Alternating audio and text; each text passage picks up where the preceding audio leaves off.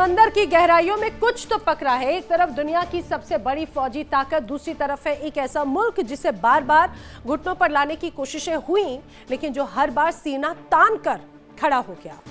America ने अपने समंदर के सबसे बड़े हथियार उतार दिए, एक के बाद एक एयरक्राफ्ट कैरियर, हजारों फौजी, आसमान में लड़ाकू विमान। लेकिन सवाल ये कि जिस जंग को अमेरिका हफ्तों में खत्म कर देना चाहता था, वो महीनों में आखिर क्यों बदल गई?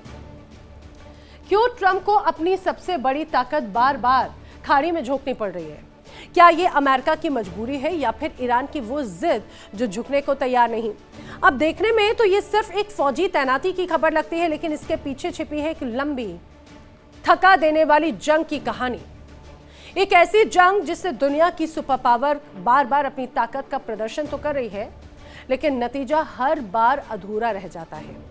सवाल सिर्फ ये नहीं है कि अमेरिका कितने कैरियर भेज रहा है, सवाल ये कि आखिर कितने कैरियर काफी होंगे, आखिर कब तक ये सिलसिला चलने वाला है। और सबसे बड़ा सवाल, क्या ये पूरी ताकत झोंकने के बावजूद अमेरिका खाड़ी के इस दलदल में और गहरा धंसता जा रहा है?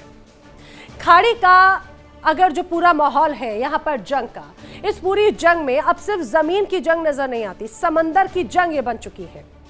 इस जंग में अमेरिका बस अपना तीसरा सबसे बड़ा हथियार उतारने जा रहा है। और खबर है कि अमेरिकी नौसेना का विशालकाय aircraft carrier USS Theodore Roosevelt आने वाले हफ्तों में सैन डियागो से रवाना होगा और सीधे पहुंचेगा पश्चिमी एशिया।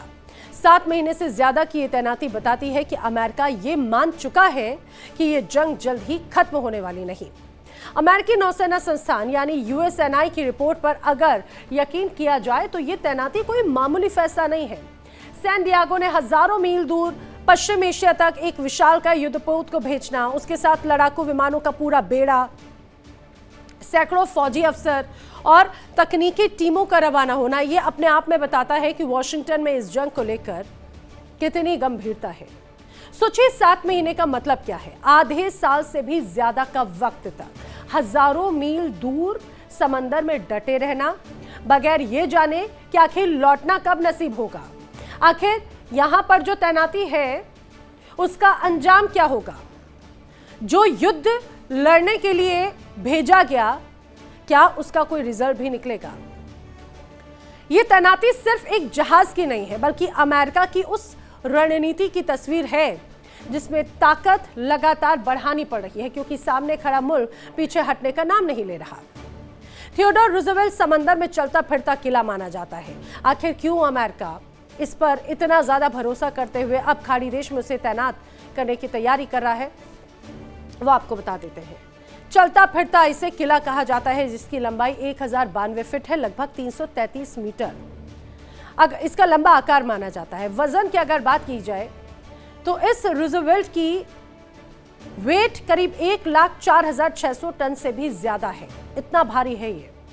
30 नॉट्स यानी 56 किलोमीटर प्रति घंटे से ज्यादा की गति के साथ में ये रफ्तार पकड़ता है और इस पर 5,000 से ज्यादा फौजी और एयरक्रू मेंबर्स मौजूद रह सकते हैं। 90 लड़ाकू विमान और हेलीकॉप्टर हमेशा तैयार रखना इसकी क्षमता है।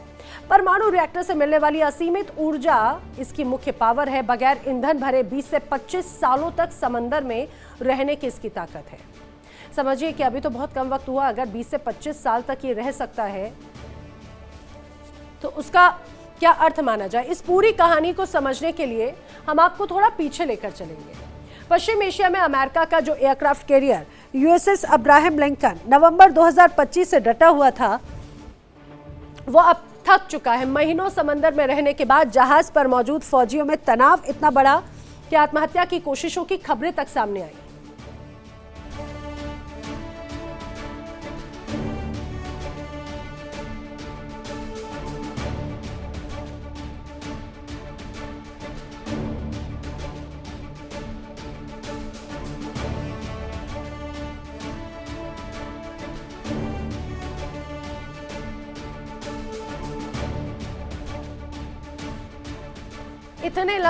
इतने लंबे समय तक अगर जो फौजी यहां पर तैनात है वो डिप्रेशन में है, ना उनको ढंग का खाना मिल पा रहा है, ना ही उनके लिए पीने का पानी ढंग का है, वो कब तक यहां पर रहने वाले हैं ये कोई खबर नहीं। और क्या अमेरिकी सेना ने, डोनाल्ड ट्रंप ने अपने इन फौजियों को भुला दिया ये बड़ा सवाल उनके मन में आने लगा। यही तो वजह है कि वो अवसाद में आने लगे हैं। आत्महत्या की कोशिशें भी की गई इन सैनिकों की तरफ से।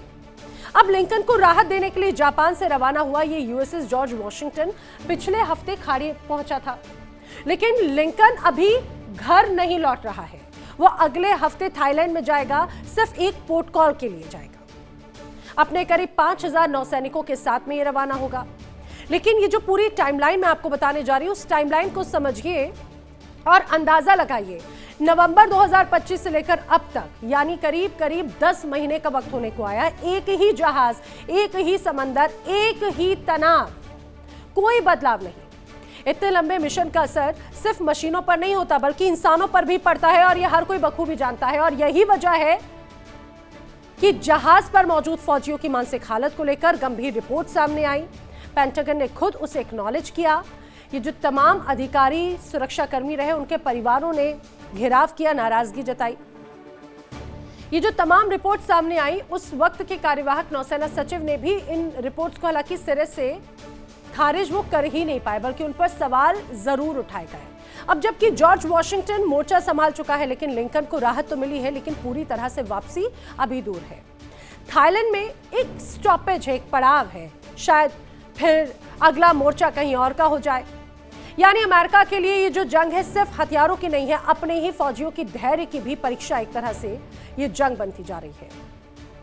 आखिर क्यों ये खाड़ी का मिशन एक तरह से अंतहीन मिशन बन चुका है अमेरिका के लिए? कहा जा रहा है कि अमेरिका दलदल में फंस रहा है, मिशन दलदल में। खाड़ी के समंदर में दुनिया की सुपर पावर अब अटक चुकी है, ये दावे किए जाते हैं। एक के बाद एक एयरक्राफ्ट कैरियर की तैनाती, भारी दबाव के बीच में अब्राहम लिंकन को मोर्चे से हटाया गया, और अब्राहम लिंकन को राहत तो मिली, लेकिन पूरी छुट्टी नहीं मिल पाई।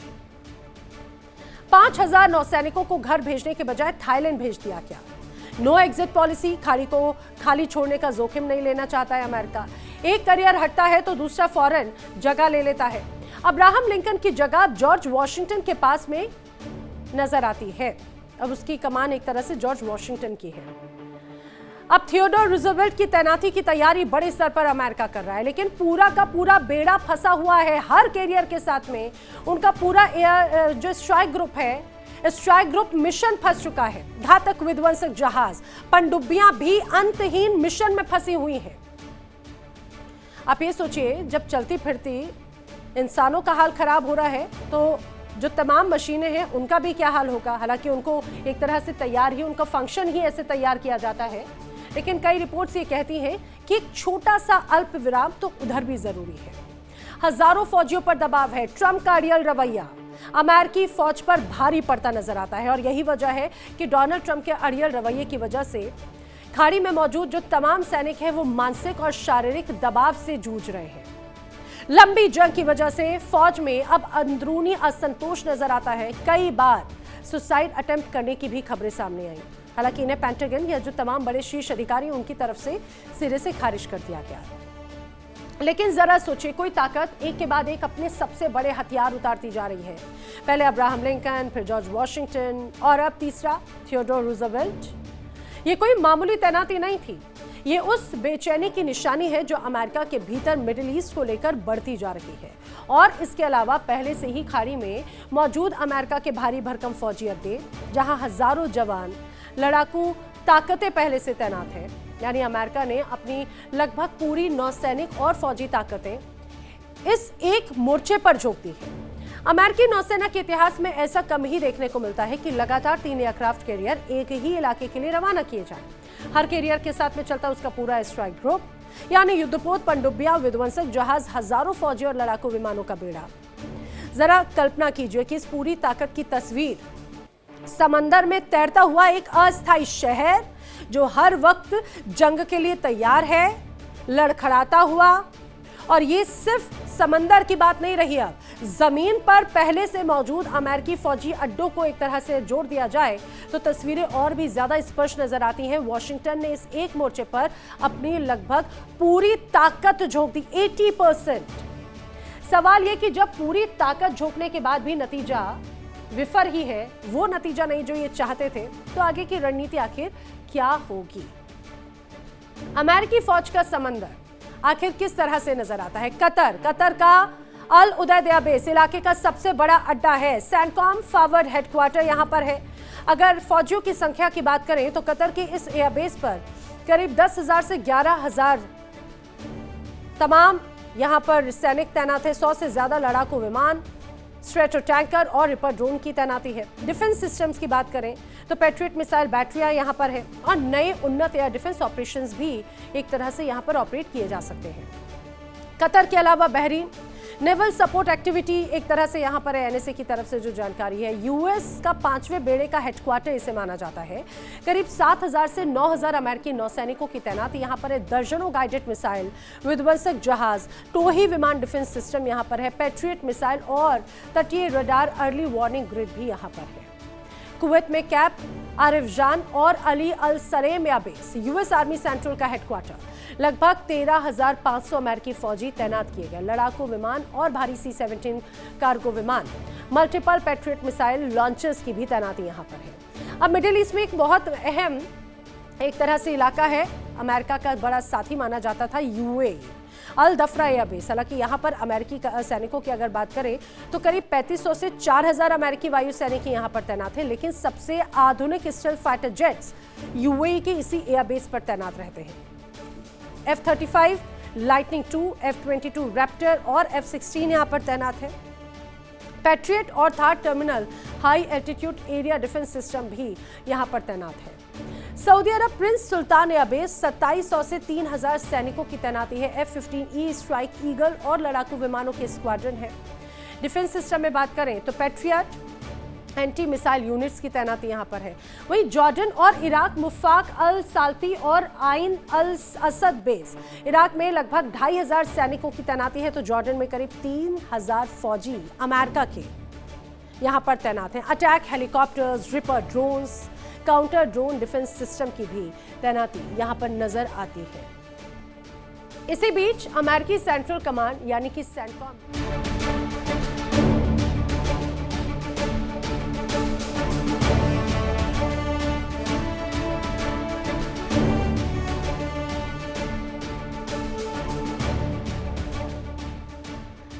इस बीच अमेरिकी सेंट्रल कमांड यानी सैनकॉम ने एक बड़ा दावा किया। सैनकॉम कमांडर ब्रेट कूपर का कहना है कि अमेरिकी सेना ने स्ट्रेट ऑफ हॉर्मुज की अंतर्राष्ट्रीय शिपिंग लेन में बिछाई गई समंदर के माइंस को साफ कर दिया है और उनके अनुसार तो ये जो माइंस है महीनों पहले ही ईरान के इस्लामिक रिवॉल्यूशनरी गार्ड कॉर्प्स यानी IRGC ने बिछाई थी। अब कूपर इसे बेहद चुनौतीपूर्ण मानते रहे, खतरनाक ऑपरेशन बता रहे हैं जिसमें नौसेना हो या सेना हो या अमेरिकी वायुसेना, इनकी ताकत एक साथ इस्तेमाल की गई। जरा इस पूरे दावे पर गौर कीजिएगा। एक ऐसा ऑपरेशन जिसमें अमेरिका को अपनी नौसेना की अलग अलग स्पेशलाइज्ड टीमें उतारनी पड़ी, सेना और वायुसेना की एयर पावर तक इस्तेमाल करनी पड़ी सिर्फ समंदर के भीतर छिपी माइंस को हटाने के लिए। सोचिए अगर ये काम इतना वाकई में आसान होता तो इसके लिए महीनों नहीं लगते और इतनी बड़ी ताकत झोंकने की जरूरत भी नहीं पड़ती। कूपर का जो दावा है वो अब स्ट्रेट ऑफ हॉर्मुज की शिपिंग लेन खुली है और वहां पर गतिविधियां बढ़ रही हैं, ये वो दावा कर रहे हैं, लेकिन अभी भी उनके तमाम दावे सवालों के घेरे में जरूर नजर आते हैं। लेकिन स्ट्रेट ऑफ हॉर्मुज की हकीकत क्या है वो भी जरा समझ लीजिए। कूपर भले जो दावे करें, अब हकीकत यह है कि 95% ट्रैफिक ठप हो चुका है। अमेरिकी दावों के विपरीत स्ट्रेट ऑफ हॉर्मुज की हालत है। सामान्य वाणिज्यिक जहाजों की आवाजाही लगभग बंद हो चुकी है। सामान्य दिनों में रोजाना 130 से 140 जहाजों की आवाजाही है। फिलहाल ये संख्या 5 से 10 के बीच मानी जा रही है। समंदर सुलग रहा है। स्ट्रेट ऑफ हॉर्मुज पर अमेरिकी नियंत्रण के दावों पर ईरान का पलटवार यह है कि हमारी शर्तों पर ही स्ट्रेट ऑफ हॉर्मुज खुलेगा। ईरान हॉर्मुज की नाकेबंदी से ग्लोबल तेल बाजार में भारी अनिश्चितता साफ तौर से नजर आती है।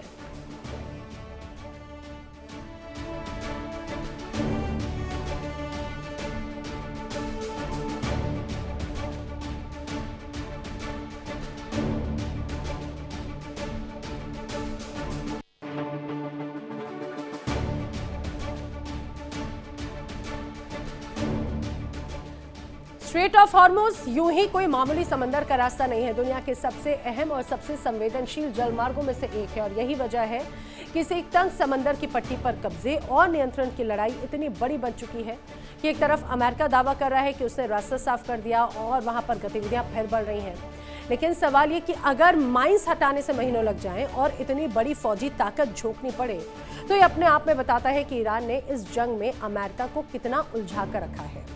दुनिया का एक बड़ा हिस्सा अपने तेल और व्यापार के लिए इसी संकरे समंदर के रास्ते पर निर्भर है, और यही वजह है कि जब यहाँ तनाव बढ़ता है तो उसका असर सिर्फ खाड़ी तक सीमित नहीं रहता, बल्कि दुनिया भर के बाजारों तक पहुंच जाता है। अमेरिका के लिए ये रास्ता खुला रखना सिर्फ सैन्य नहीं, बल्कि आर्थिक और कूटनीतिक मजबूरी भी है, और शायद यही वजह है कि इतनी बड़ी ताकतें झोंकने के बावजूद अमेरिका इस मोर्चे से हट नहीं पा रहा। एक तंग समंदर की पट्टी जिसकी चौड़ाई महज 1 किलोमीटर ही है, आज दुनिया की सबसे बड़ी फौजी ताकत को हफ्तों महीनों तक उलझाए हुए है। स्ट्रेट ऑफ हॉर्मुज़ गलियारा बहुत सकरा है। अगर इसका प्रभाव की बात करें तो बहुत गहरा प्रभाव माना जाता है। दुनिया का सबसे महत्वपूर्ण और संवेदनशील समंदर का रास्ता इसे कहा गया है। बेहद सकरा जलमार्ग, जरा सी हलचल अगर होती है तो पूरी वैश्विक अर्थव्यवस्था हिल जाती है। भौगोलिक स्थिति अगर देखा जाए तो फारस की खाड़ी को ओमान की खाड़ी और अरब सागर से कनेक्ट करता है। उत्तर में ईरान की सीमा है तो दक्षिण में है ओमान और यूएई। सबसे कम चौड़ाई वाला हिस्सा करीब 33 किलोमीटर का है। जहाजों के आने जाने के लिए सुरक्षित रास्ता और भी ज्यादा सकरा है। और दुनिया की ऑयल लाइफलाइन वैश्विक तेल बाजार का 20 से 21% अगर स्ट्रेट ऑफ हॉर्मुज़ से गुजरता है तो समझिए कितना ज्यादा प्रभाव डाल सकता है। हर दिन रेगुलरली 2 करोड़ बैरल से ज्यादा कच्चे तेल की आवाजाही यहां पर होती है। भारी मात्रा में LNG दुनिया भर में भेजी जाती है। सऊदी अरब, इराक, कुवैत, कतर और UAE का तेल इसी रास्ते के भरोसे एक तरह से गुजर रहा है। अब पूरी तस्वीर को अगर एक साथ कनेक्ट किया जाए, तमाम डॉट्स को जोड़कर देखा जाए तो 3 एयरक्राफ्ट कैरियर, खाड़ी में पहले से मौजूद भारी फौज, हफ्तों महीनों का ऑपरेशन, हजारों थके हुए फौजी, और अब ये कहा जाए कि इस हटाने जैसा एक बड़ा दावा इसको लेकर इतना सब कुछ झोंकने के बावजूद ना जंग खत्म हुई, ना तनाव थमा। जिस ईरान को हफ्तों में दबाने की उम्मीद थी वो महीनों बाद भी डटा हुआ है। और यही वो सवाल है जो अब वॉशिंगटन के गलियारों में गूंज रहा है। क्या ये अमेरिका की ताकत की तैनाती है या फिर एक ऐसी जंग में उलझने की मजबूरी जिसका कोई साफ अभी तक अंत नजर नहीं आता। एक तरफ दुनिया की सबसे बड़ी सैन्य महाशक्ति जिसके पास में संसाधनों की कोई कमी नहीं, दूसरी तरफ एक ऐसा छोटा मुल्क उस सुपर पावर के मुकाबले जिसके पास उतने बड़े कैरियर नहीं है, उतनी बड़ी नौसेना नहीं है, लेकिन फिर भी उसके हौसलों ने अमेरिका को महीनों तक व्यस्त करके रखा है। 3 करियर को भेजना, हजारों फौजियों को थका देना, महीनों का माइंस क्लियरिंग ऑपरेशन चलाना, ये सब उस बड़ी कीमत की कहानी है जो अमेरिका इस मोर्चे पर एक तरह से चुका रहा है। और जब तक थियोडोर रूजवेल्ट खाड़ी नहीं पहुंचता तब तक ये कहना और भी ज्यादा मुश्किल है कि आखिर तैनाती है या फिर सिलसिला यहीं पर थम जाएगा।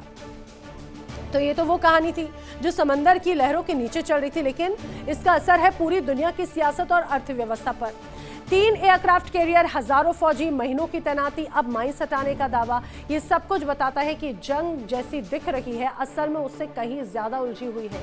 आने वाले हफ्तों में थियोडोर रूजवेल्ट खाड़ी में पहुंचेगा तो शायद पता चले कि ये तैनाती ताकत का प्रदर्शन है या फिर एक ऐसी लड़ाई से पीछा छुड़ाने की आखिरी कोशिश जो अमेरिका के लिए जितनी आसान लग रही थी उतनी है नहीं। लेकिन एक बात तो जरूर साफ है कि जिस जंग को हफ्तों में खत्म करने का दावा किया गया वो अब महीनों को पार कर चुकी है और शायद आने वाले कई महीनों तक ये जंग जारी रहे। दुनिया की सबसे बड़ी फौजी ताकत अपने बेड़ों का एक और हिस्सा इस मोर्चे पर भेज रही है और यही इस बात का सबूत है कि खाड़ी की जंग जितनी आसान दिखाई दे रही थी हकीकत में उतनी है नहीं। क्या आने वाले दिनों में हालात बदलेंगे या फिर यह सिलसिला यूं ही आगे बढ़ता रहेगा, इस सवाल का जवाब वक्त ही देगा। देखिए इंडिया डेली 24/7 अब आपकी स्मार्ट टीवी पर। इंडिया डेली मौजूद है सभी डिजिटल प्लेटफॉर्म पर लाइव और लगातार। इंडिया डेली 24/7 हर दिन राष्ट्र को समर्पित।